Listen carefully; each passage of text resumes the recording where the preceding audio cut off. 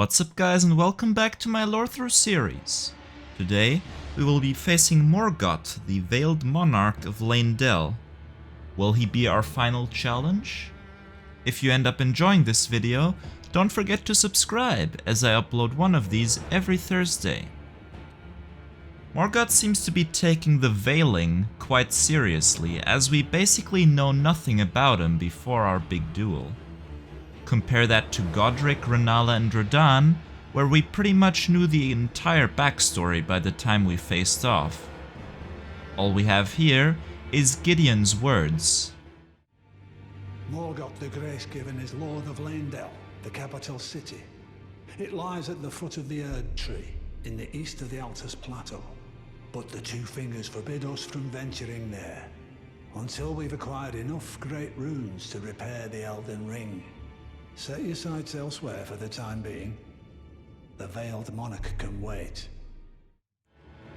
Let's unveil the mystery then. Who is Morgott? By the way, we can summon Melina for this fight, which is quite sweet.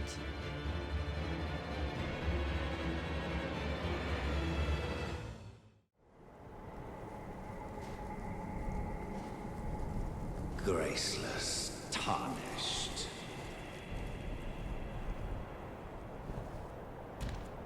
What is thy business with these thrones?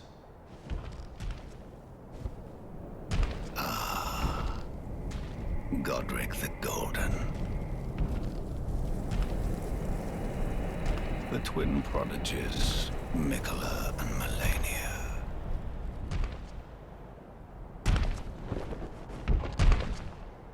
General Radagon. Praetor Rykard. Luna Princess Rani. Willful traitors, all.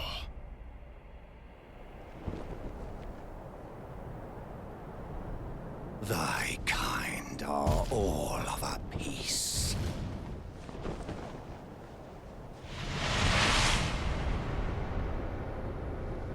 Pillagers, emboldened by the flame of ambition.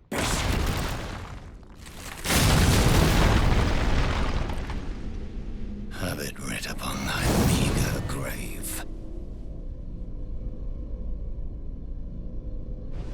Felled by King Morgott, last of all kings.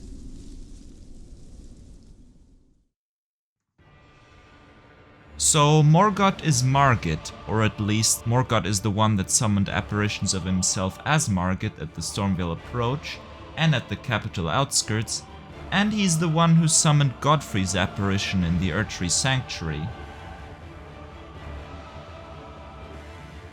But why is he veiled? Why does he call himself Margit while in the battlefield? Quite simply, Morgott is an omen. Omen are creatures despised by the Golden Order because they are born without the grace of the Erdtree and display aspects of the Crucible. Normal omen babies have their horns cut off by omen killers, causing most of them to perish, while omen born to royalty get to keep their horns, but are imprisoned in the subterranean shunning grounds below Leyndell, an area we will come back to in a future episode. Even though Morgott is a demigod, born of Marika and Godfrey, aka the Golden Lineage, he was still kept in the sewers with a special shackle. When the Elden Ring was shattered and Marika and Radagon went missing, the demigods Morgott names in the cutscene formed a sovereign alliance to rule the lands between. However, as the opening cutscene of the game states, the power these demigods inherited with their great runes had a mad taint and made them turn against each other, making this sovereign alliance rot from within and triggering the Shattering War. As this war began, despite being born graceless and hated by the Erdtree's followers, Morgott was the only demigod left who was actually willing to defend the Erdtree. Also, he was given the anchor rune of the Elden Ring, which did make him the rightful ruler of Leyndell. He's still an omen though, therefore the citizens of Leyndell would have never accepted him as a ruler if they ever laid eyes on him. As such, nobody was allowed to see him and find out that he in fact was an omen. And when he did partake in the second defense of Leyndell, he did so under the guise of Morgott the Fell Omen, as the sword monument suggests. When he became the ruler of Leyndell and was given grace, Morgott recanted his accursed blood and sealed it inside of his blade. However, when we get him to half health in our fight against him,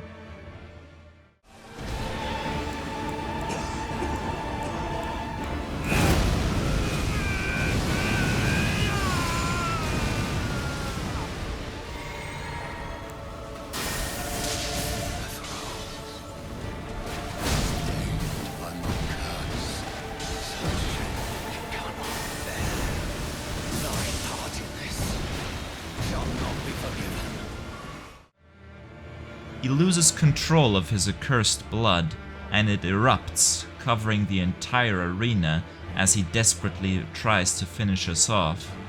However, after all we've been through, we're just too strong, and the last defender of the Erdtree falls. Is this it? Morgott has some final words for us.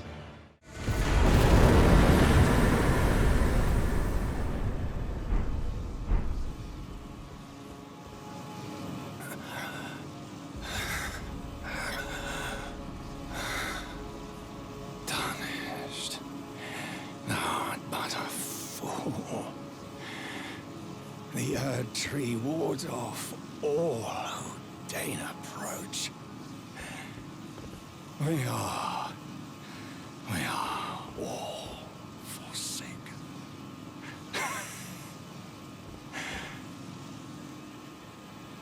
None may claim the title of Elden Lord.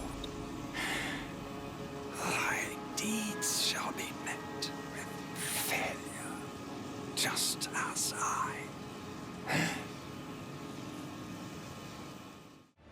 Sadly, it turns out that he is right. A mantle of thorns covers the entrance to the Erdtree, and just like him, we are unable to enter the Erdtree. But what now? It seems that Melina expected this to happen and has a plan B ready for us. Hello again, old friend. Allow me a moment to converse with you. You were unable to enter the Erdtree, no? Prevented by the mantle of barbs. The thorns are impenetrable, a husk of the Erdtree's being that spurns all that exists without. The only way to stand before the Elden Ring and become the Elden Lord is to pass the thorns. My purpose serves to aid in that very act, so I'd like you to undertake a new journey with me to the Flame of Ruin, far above the clouds, upon the snowy mountaintops of the giants. Then I can set the Erdtree aflame and guide you down the path to becoming Elden Lord. But burning the Erdtree? Is there no other way? Let's go back to the Round Table Hold and talk to Enya about it. Well, you managed to return. You know what this means. The Erdtree has spurned you. The fingers remain still, shaken by this turn of events. They are busy consulting the greater will. When they are finished, the fingers will again offer their guidance. But thousands, if not tens of thousands, of moons must first pass. No matter for me, but you. How will you ever manage the wait? My, oh my.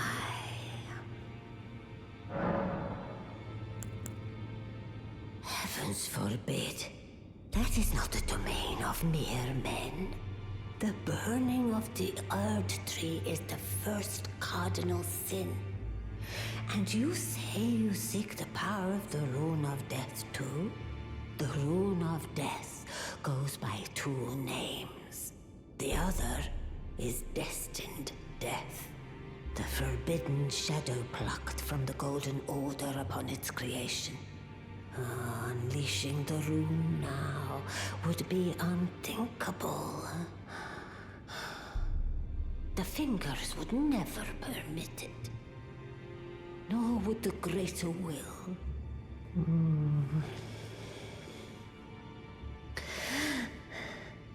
But here we are. The fingers dormant, severing our link to the greater will. The realm and all life in ruins. Impossible events transpire beyond the ken of the fingers. Who is to say that the cardinal sin must be cardinal forever? Go on. Finish the job. Take the course you deem most worthy. You must find kindling. Only the smoldering flame in the great forge of the giants on the highest peak in the lands between can burn the Erdtree. But special kindling is required to reignite the flame. For the flame to burn the Erdtree, a sacrifice is needed. Of one who envisions the flame and can lead you to the Rune of Death.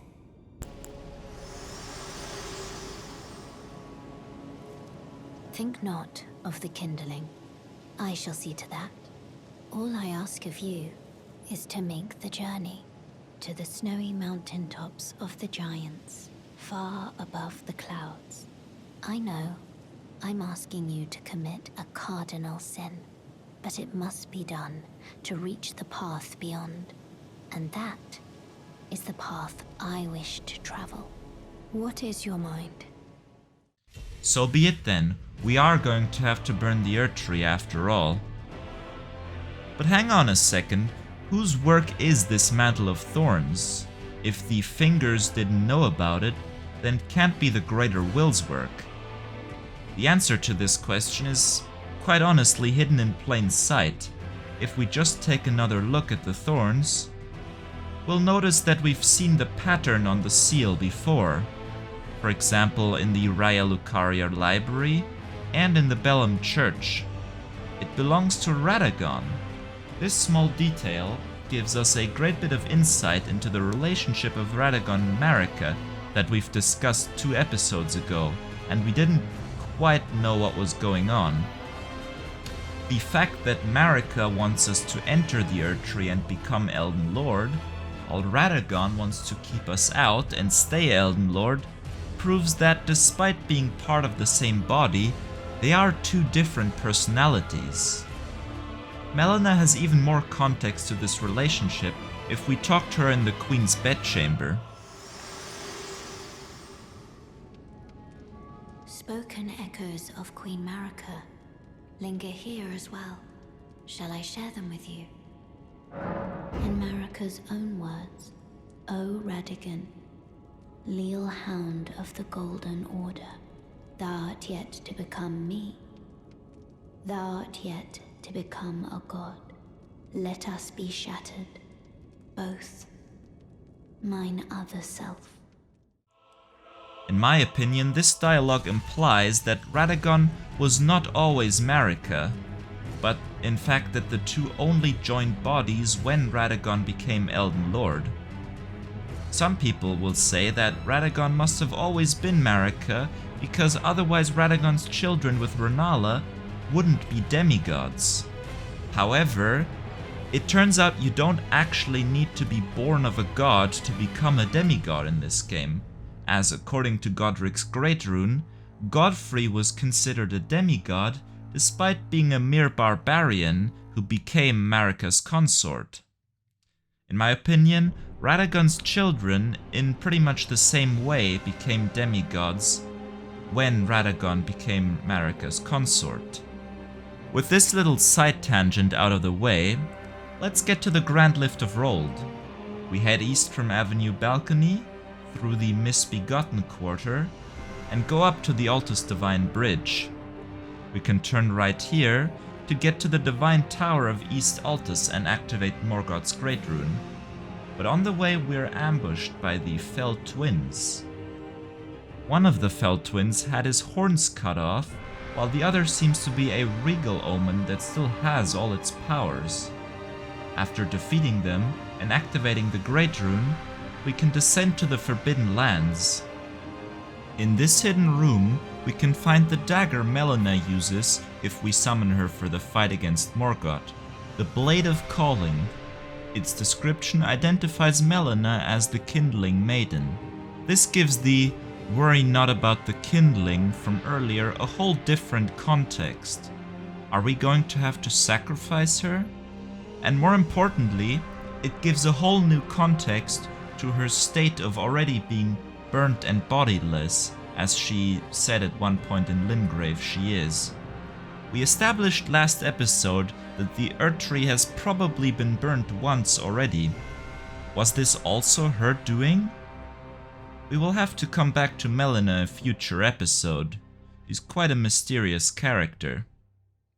In front of the Grand Lift of Rold, there is a Blackblade Kindred mini-boss that deals an absurd amount of damage. It seems like we should complete all the optional areas first before continuing towards the mountaintops of the giants, as there's quite a difficulty spike here. So that is exactly what we're gonna do in the next couple of episodes. If you enjoyed this video, don't forget to like and subscribe, as I upload one of these every week. Next week we're going to take a closer look at the rest of the Volcano Manor quests and face off against Rykard. I'll see you guys then. Bye bye!